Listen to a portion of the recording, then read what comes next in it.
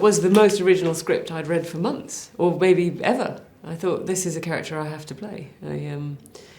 She was just, everything I've kind of been wanting to see in a woman on screen. Allowed to do all the things that men have always been allowed to do, be ruthless, ambitious, get exactly what she wants, strive for what she wants shamelessly and unambiguously. She just has no fear of not being liked. She is out to win. She wants to make money. All the things that have been always considered not very feminine qualities. Marla has them in spades, and she's fun to watch. She's kind of unlikable, but you love her, you root for her, you kind of want to go where she goes because she shocks you, but you kind of love the shock. The tone of this film is very specific, and it required actors who all got it. It requires, in fact, every department to get it. It's a kind of black comedy. It's a satire. It's a satire on the America that we see now. It has moments of being very, very funny, but it has to always sort of tread that line of truth while kind of hovering maybe slightly off the ground. It's a very specific tone. It's a very cool tone. It's a very kind of iconic tone if we get it right. It has its own unique quality, and that is... I knew from when I first read the script that if the tone wasn't nailed, the whole film wouldn't work. And as soon as we hit day one, I knew that the cinematographer got it. The production designer got it. Jay, of course, he's written it. He knows exactly what he wants. And it is the tone that I had in my head when I first read the script. It's irreverent, it's dark, it's committed, it's funny, it's idiosyncratic. It's kind of quite rude at times. It's very, very specific. The title is in part satire, it's irony, but it's also fact, because Marla Grayson, my character, she's a guardian, a professional guardian for elderly people, and she does care a lot. She has a lot of wards, she does a lot of caring. But it's also, I think, a satire on, perhaps the kind of the virtue signalling that we see everywhere at the moment of people who are desperate to show us how much they care about everything. And here we have a woman who claims to care, who in many ways is despicable. And, many parts of her morals and ethics we don't agree with at all. And she seems almost to be somebody who does quite the opposite, who takes advantage of people rather than cares for them as she professes. The underwater filming world is just quite another thing. And again, it's a chance to see this character and see her give her all. And I think that's the exciting thing about Marla, is that she never gives up.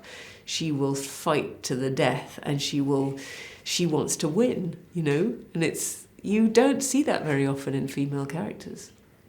And, fighting for your life underwater, it's adrenalizing, it's fun, it's you're out of your element, you're in an element that you can't survive in.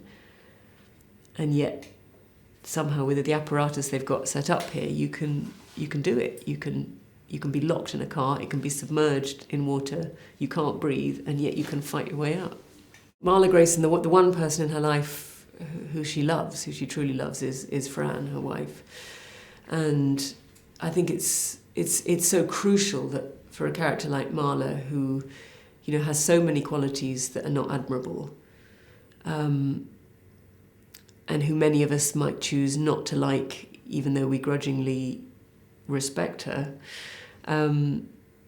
it's nice to see that even people who do the worst things are loved and love back. And I think Marla, loves fiercely and in a very, very real way. And Fran is the one thing she cares about in life. And we needed somebody who Marla could show her vulnerability with, I suppose, because this is a woman who doesn't expose her vulnerability to anyone except to Fran. I've always wanted to work with Peter. Well, I've certainly wanted to work with him for a long time.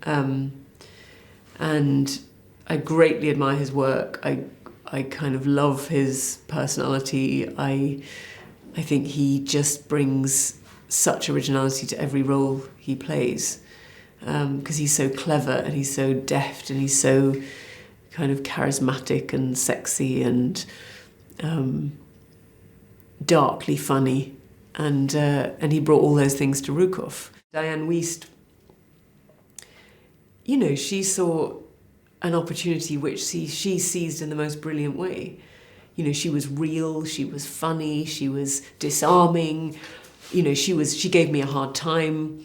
You know, these scenes that are written for Marla to win in, it wasn't easy for me to win, because Dianne puts up such a convincing and interesting and unusual fight. You know, it's great when you work with an actor who can see what the script has and then embellish it and then pull it one way and pull it the other way. And, you know, she didn't make it easy for me, and it was all the more fun because of that. You know, she didn't make it easy for Marla, I should say.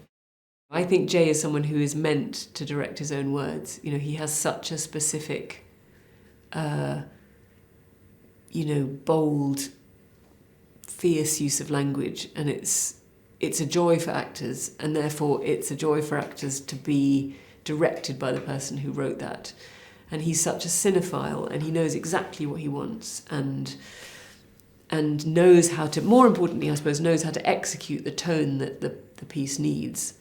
Knows that the visual punch alongside the performances is what's going to sell the whole thing, and is going to get the tone that we were speaking about before. Jay is he's a very calm person, and that's not to say that he's not fiercely passionate. He is, but he maintains an equilibrium and a calm. The crew really respects him and likes him. He's got tremendously specific and certain taste, and he'll only go again if he needs something different, and he knows exactly what he's looking for. And he's also got the edit in his mind all the time. He's got tremendous respect for people, and it's really nice. The crew loved him, and that makes for a very positive atmosphere on set, because people who are working long hours, doing difficult stuff, they want to get it done because they like him so much. When I read it for the first time, I just thought, wow, this is amazing. This is so original, so irreverent and cool and funny, and like something I've just never seen. This isn't out in the cinemas, this material. I just want people to have a fun ride with this film. I want people to kind of be giddy with excitement at the appalling nature of what they're witnessing, but also what a good time they're having watching it. That's what I want people to feel. Jay is giving you the right in this film to love what you shouldn't, to kind of get into what you know you should disapprove of, and to relish what you know you should despise. And I love that. I love the kind of world turned on its head, and the way you root for people that you shouldn't, and the way you like people who you should turn away from. And then the way that the characters surprise you. I think that's also very cool.